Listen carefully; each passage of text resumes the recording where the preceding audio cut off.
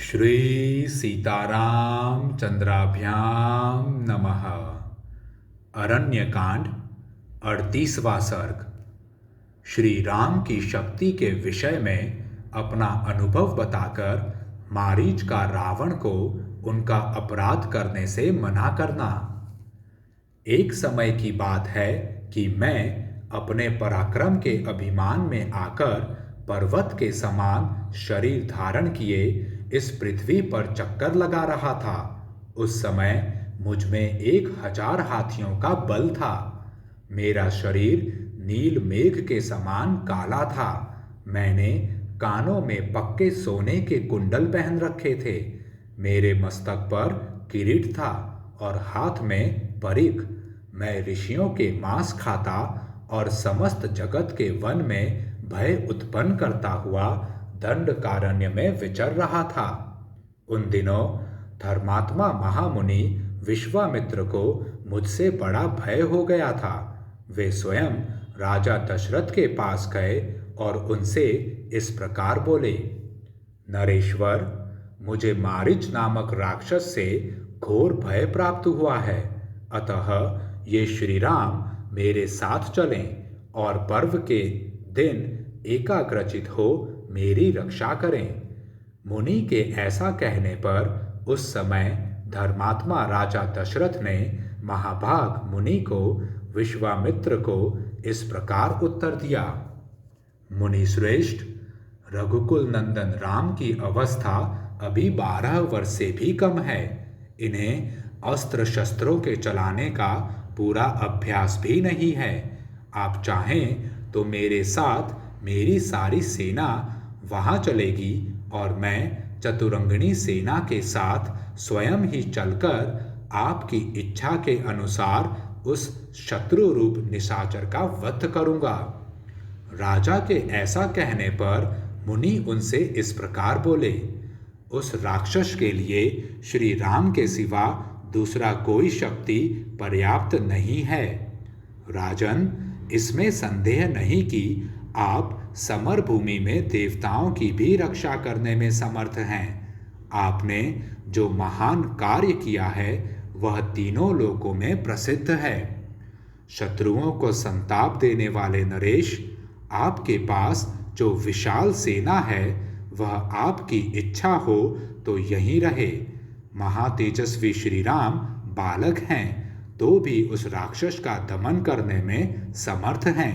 अतः मैं श्री राम को ही साथ लेकर जाऊंगा। आपका कल्याण हो।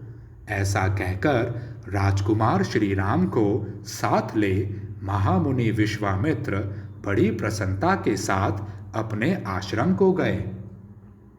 इस प्रकार दंडकारण्य में जाकर उन्होंने यज्ञ के लिए दीक्षा ग्रहण की और श्री राम अपने अद्भुत धनुष की टंकार करते हुए उनकी रक्षा के लिए पास ही खड़े हो गए। उस समय तक श्री राम में जवानी के चिन्ह प्रकट नहीं हुए थे।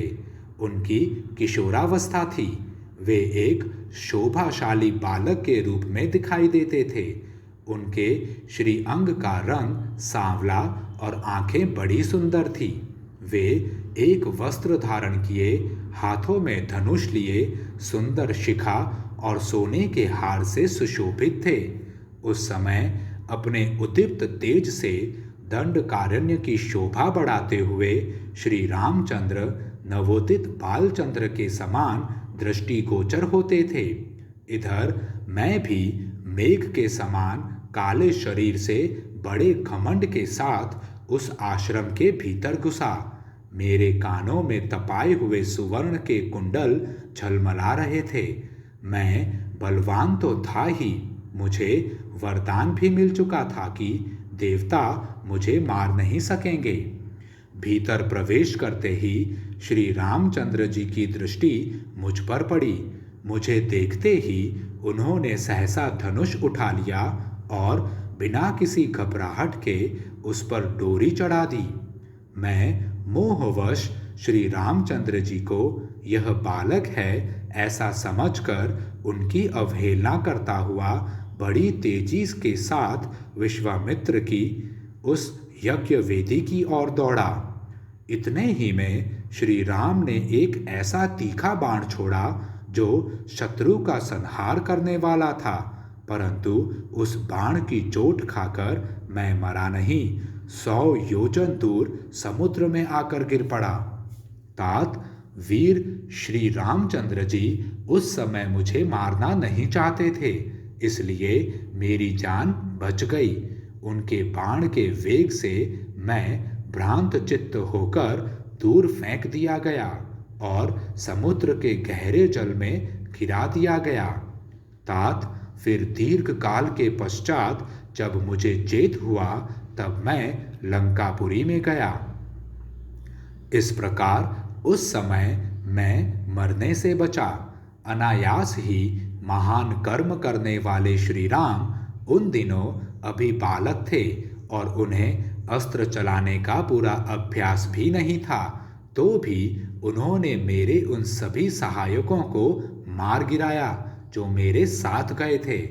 इसलिए मेरे मना करने पर भी यदि तुम श्री राम के साथ विरोध करोगे तो शीघ्र ही घोर आपत्ति में पड़ जाओगे और अंत में अपने जीवन से ही हाथ धो बैठोगे।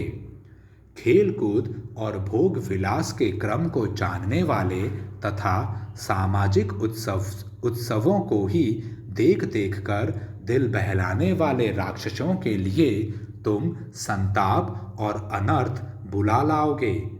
मिथिलेश कुमारी सीता के लिए तुम्हें धनियों की अट्टालिकाओं तथा राजभवनों से भरी हुई एवं नाना प्रकार के रत्नों से विभूषित लंकापुरी का विनाश भी अपनी आंखों देखना पड़ेगा। जो लोग आचार विचार से शुद्ध हैं और पाप या अपराध नहीं करते हैं, वे भी यदि पापियों के संपर्क में चले जाएं तो दूसरों के पापों से ही नष्ट हो जाते हैं। जैसे सांप वाले सरोवर में निवास करने वाली मछलियां उस सर्प के साथ ही मारी जाती हैं। तुम देखोगे कि जिनके अंग दिव्य चंदन से चर्चित होते थे तथा जो दिव्य आभूषणों से विभूषित रहते थे, वे ही राक्षस तुम्हारे ही अपराध से मारे जाकर पृथ्वी पर पड़े हुए हैं। तुम्हें यह भी दिखाई देगा कि कितने ही निशाचरों की स्त्रियां हर ली गई हैं और कुछ की स्त्रियां साथ हैं तथा वे युद्ध में मरने से बचकर असहाय अवस्था में दसों दिशाओं की ओर भाग रहे हैं। निसंदेह तुम्हारे सामने वह दृश्य भी आएगा कि लंकापुरी पर बाणों का जाल सा बिछ गया है। वह आग की ज्वालाओं से घिर गई है और उसका एक एक घर जलकर भस्म हो गया है। राजन, पराई स्त्री के संसर्ग से बढ़कर दूसरा कोई महान पाप नहीं है। तुम्हारे अंतःपुर में हजारों युवती स्त्रियां हैं।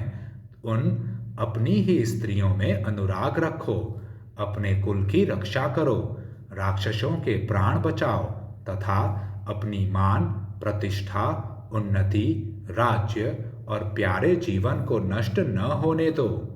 यदि तुम अपनी सुंदरी स्त्रियों तथा मित्रों का सुख अधिक काल तक भोगना चाहते हो तो श्री राम का अपराध न करो। मैं तुम्हारा हितैषी सुहृद हूँ। यदि मेरे बारंबार मना करने पर भी तुम हठपूर्वक सीता का अपहरण करोगे तो तुम्हारी सारी सेना नष्ट हो जाएगी और तुम श्री राम के बाणों से अपने प्राण गंवाकर बंधु बांधवों के साथ यमलोक की यात्रा करोगे।